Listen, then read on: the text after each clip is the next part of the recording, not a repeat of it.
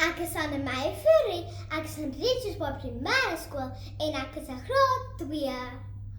Alweer kleitraptyd. Moswekker het alweer nie afgegaan nie. En pa is in 'n paardeby. En nou gooi my suster Melia 'n vloermuur wat skrik vir niks. En dit net omdat sy gaan laat is vir skool. Voorsitter, die kleitrapoomblikke in ons lewens is nie altyd lekker nie. Glo vir my, maar ek wil u graag vandag oortuig dat die kleitrapoomblikke in ons lewens tog ook 'n positiewe kant het. Laat ek sommer met die intrapslag begin. By die kleitrap bly Maandag met sy vloermuur en al.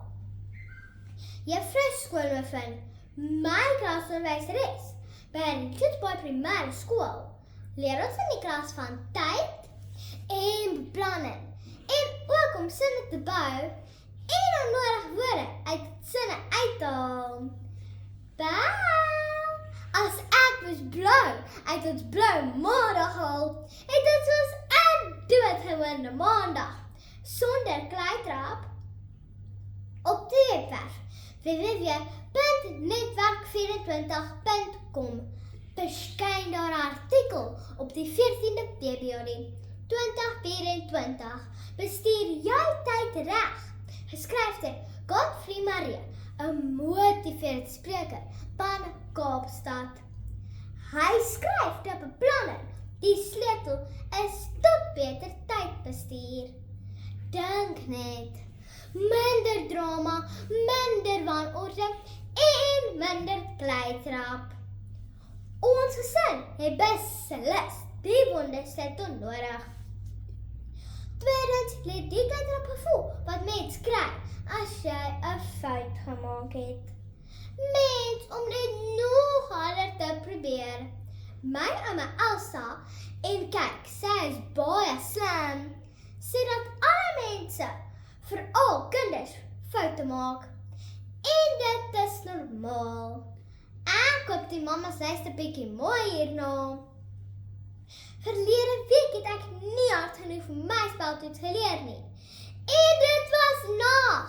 Die gevolg, 'n baie swak punt. Dit het my sommer kniediep laat kleitrap en hartseer, skaam en sommer kwaad myself laat voel. Maar glo vir my, as ek nie daaraan dink, weet ek beslis. Ek sal nooit weer so fout maak om nie te leer nie. Derdens is daar die hartseer kleitrap. Die hartseer gevoel wanneer maats jou afkry en die hele tyd voel beheer. Mama sê, jy is nou sulk maats. Bullies, die hartseer kleitrap gevoel het jou om hulp te roep en liewer beter maatjies te soek.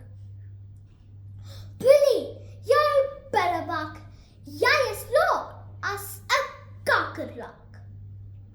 So, kleitrapoomblikke mag net nou nie altyd lekker wees nie.